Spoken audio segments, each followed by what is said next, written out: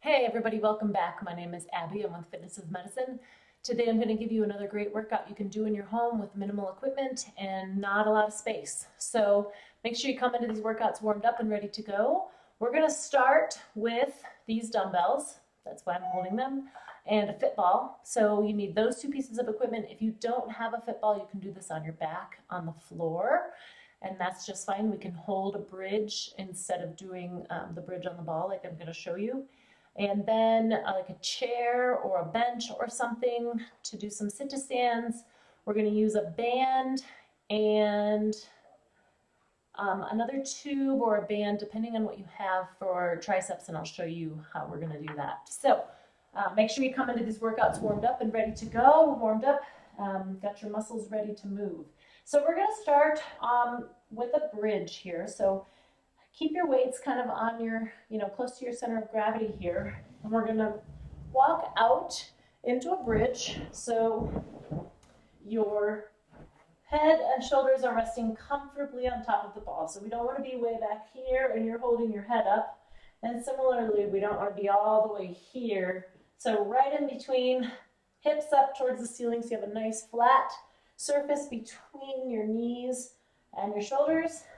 Press those weights straight up. We're going to do chest flies. So I would say probably a little bit lighter on the weight. We're going to let them come out to the side and then bring them straight back overhead. 2. A couple things you can do here. If this is hurting your shoulders, you can bend your elbows. 4. Also, you can grab some lighter weights. 6. 7, if it's still bothering your shoulders, let's just do a chest press instead. So this is the next level. If this chest fly is just too much for your elbows or your shoulders. And last one, all right overhead, bring them straight back down to your chest and walk right back up. Okay, great. So next, we are going to do sit-to-stands. So get a good, like a kitchen chair is great for these, or if you have a bench like I have over here is great too. I'm going to make sure I have my dumbbells out of the way so I'm not going to be worried about tripping over them. So we're just going to stand up and sit back down. The reason why I really like sit-to-stands is because it makes you go into a perfect form for a squat. So if you can, do this without your hands, keeping your hands right out in front. It makes you sit back because you're going to sit down into that chair, right? If you're having knee pain with this, stagger your feet. You can put one foot forward, put one foot back just a little bit. And what that does is it's keeping your center of gravity closer to your feet. So like if you're having trouble getting up out of a chair, like a recliner or a sofa or really anything, scoot to the edge of that and then transfer your weight. Tubby came to help again today. He's been helping a lot lately. And then the other thing too is when you're getting out of a chair that might be too cushy or too low to the ground or too, like I said, scoot to the edge and really stagger those feet because this foot that's back, my left foot, is much closer to my center of gravity. So it's easier to come up over it versus if I'm out here and I'm sitting back in a chair and I try to, stand up here, it's a long ways to where my center of gravity is way back here to get over my feet. Okay, those are just some little tips. Now we're going to grab a TheraBand and we're going to do some reverse flies. So we're going to do this in a tandem stance to get a little bit of balance. Bring this up just a little bit. So again, make sure everything on your floor is out of the way. We're going to put one foot in front of the other, put this straight out in front. So we did chest flies, and now we're doing reverse flies or back flies. So this is just about shoulder height, a little bit lower. Squeeze back. Really think about squeezing those shoulder blades as you pull back, keeping those shoulders down away from your ears. 8, 9, and 10. Now, if you're having shoulder pain with this, if it's too much, you can either come down here and do it, or you can bend your elbows a little and do them more like this. And that's okay. It's still working those postural muscles, those shoulder stabilizers, your posterior delts, All of those really good stabilizing muscles. Okay. Now we're going to do another lower body exercise. This one is a little bit of balance and a little bit more kind of full body. Make sure you've got kind of a wide area here to move. We're going to start off with just some sidestepping, and our goal is to sidestep and reach towards that toe. So we're going to sidestep, reach, sidestep, reach. Now, if you're able to do that and it's relatively pain-free, or completely pain-free, but relatively simple is what I meant to say. I don't want any pain. We're going to make it a little bit more difficult. So I'm going to have you reach over like this and step back and touch that toe. So reach over, step back, touch that toe. So it's a little bit like a skater. If you've ever seen like a speed skater, you know, and they're going back and forth like this. It's a little bit like that, but in a slower range of motion, focusing a little bit more on balance. So sidestep over, this leg just comes back, and it's almost a lunge, but not really. You're just bending that front leg, going down and reaching that toe. So come up in between each time, reach down. We're going to go 2 more each side.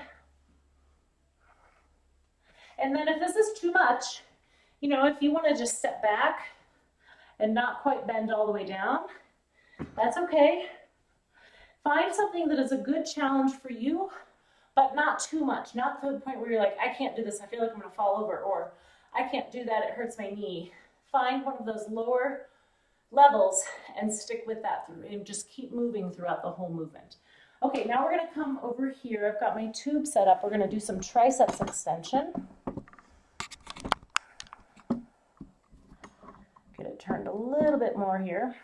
Okay, so we're going to take this tube here and we're going to go straight down beside your hips.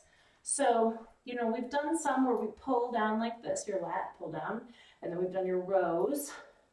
And then we can even do a straight arm one, but this one I want your elbows bent. You're going to start this up here by your shoulders and then press straight down, only moving your elbows.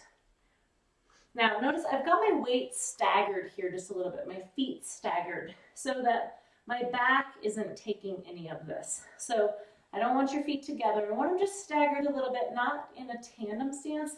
I realize that I have my camera pretty high here. But just a little bit of a staggered stance to keep that back protected. So right here and straight down. So we're working those muscles right in the back of your arm. So I'll push this down. It's right here. You can see my triceps right there. It's those muscles that straighten your arm. It's 3 heads of that muscle, the triceps. 8, 9, and 10. Good. So if you don't have a band that's quite strong enough for that, you can step further back. You can wrap it around a few times. Sometimes I just loop it through here a few times, and that helps it give a little bit more resistance. You can double up bands, and similarly, if it's too much, just step a little closer and get a little less resistance from those tubes. Okay, now we are going to go right back to that bench that we used for your sit-to-stands. And we're going to do a double knee lift. Sitting in that chair or that bench, your coffee table works really great for this. But you put your hands underneath your thighs like this. They're facing down. My palms are facing down. And we're going to lift your knees up off the floor. So your goal is to try to lift both feet at the same time. And there's a few things to think about here. First of all, don't lean back to pick up your knees.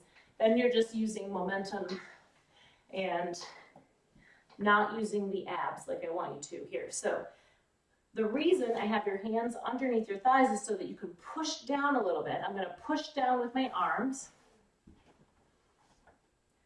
And almost think about crunching towards those knees. So if you find that you're kind of picking them up one at a time like that, that's okay. You're working towards it. You're going to get there.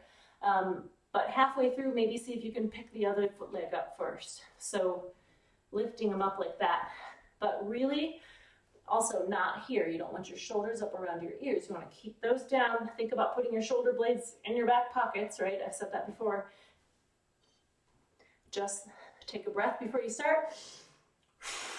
Breathe out as you pull up. And your goal is to get to 10. If it's just too much and you know you're doing it right, try to, and you can only get to 5, that's okay. Do a set of 5 and then rest. Maybe try 5 more. But you're pushing down just slowly and controlled, lifting up those knees towards your chest. Okay, great. Now, repeat through them if you have time. If you only have time to get through these one time, that's okay. The fact that you're doing something and you're getting some resistance on your muscles is great. It's great for your bones. If you've got osteoporosis or trying to prevent osteoporosis, there's a lot of reasons to keep moving. So do them once, do them twice, do them 3 times. You can kind of make this your own workout. That's why it's kind of fun to have this as your own video, where then you can press pause, go off, do 5-minute cardio, come back, do them again. You know, make it the length that you need and that you want. And then don't forget to follow up with some good stretches when you're all finished. All right, thank you everybody. Have a great week and we will see you next time. Thank you so much.